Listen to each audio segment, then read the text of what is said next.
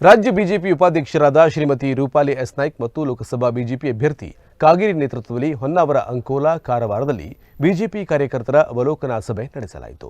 ಉತ್ತರ ಕನ್ನಡ ಲೋಕಸಭಾ ಕ್ಷೇತ್ರದ ಚುನಾವಣೆಯ ಕಾರ್ಯಕರ್ತರ ಅವಲೋಕನಾ ಸಭೆಯನ್ನು ಭಾನುವಾರ ರಾಜ್ಯ ಬಿಜೆಪಿ ಉಪಾಧ್ಯಕ್ಷರಾದ ಶ್ರೀಮತಿ ರೂಪಾಲಿ ಎಸ್ ನಾಯ್ಕ್ ಮತ್ತು ಲೋಕಸಭಾ ಬಿಜೆಪಿ ಅಭ್ಯರ್ಥಿ ಕಾಗೇರಿ ನೇತೃತ್ವದಲ್ಲಿ ನಡೆಸಲಾಯಿತು.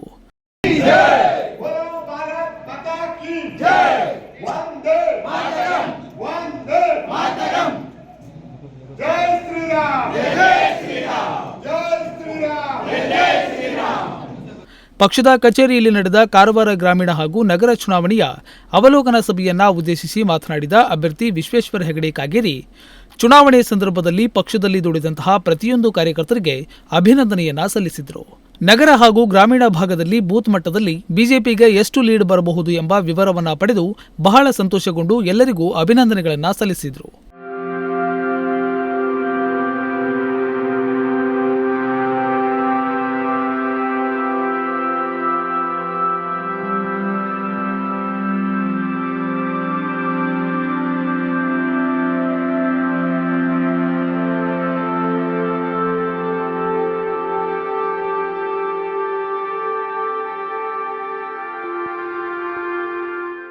ರಾಜ್ಯ ಉಪಾಧ್ಯಕ್ಷರಾದ ರೂಪಾಲಿ ಸಂತೋಷ್ ನಾಯ್ಕ್ ಮಾತನಾಡಿ, ಲೋಕಸಭೆ ಚುನಾವಣೆಯಲ್ಲಿ ಎಲ್ಲ ಕಾರ್ಯಕರ್ತರು ಹುಮ್ಮಸ್ಸಿನಿಂದ ಕಾರ್ಯನಿರ್ವಹಿಸಿದ್ದು ಅವರೆಲ್ಲರಿಗೂ ಅಭಿನಂದನೆಗಳು.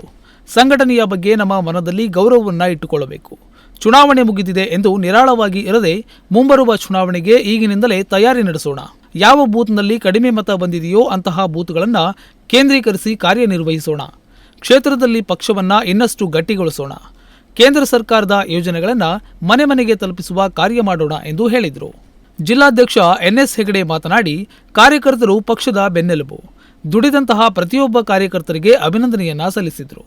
ಈ ವೇಳೆ ನಿಕಟಪೂರ್ವ ಅಧ್ಯಕ್ಷ ವೆಂಕಟೇಶ್ ನಾಯ್ಕ್, ನಾಗರಾಜ್ ನಾಯ್ಕ್, ಪ್ರಶಾಂತ್ ನಾಯ್ಕ್, ಗಜಾನನ್ ಗುನಗ, ನಾಗರಾಜ್ ಭಂಡಾರಿ, ಸಂಜಯ್ ಸಾಲುಂಕೆ, ಗ್ರಾಮೀಣ ಅಧ್ಯಕ್ಷ ಸುಭಾಷ್ ಗುನಗಿ, ನಗರ ಅಧ್ಯಕ್ಷ ನಾಗೇಶ್ ಕುರುಡೇಕರ್ ಉಪಸ್ಥಿತರಿದ್ದರು. Nudisiri news desk, Honnavar.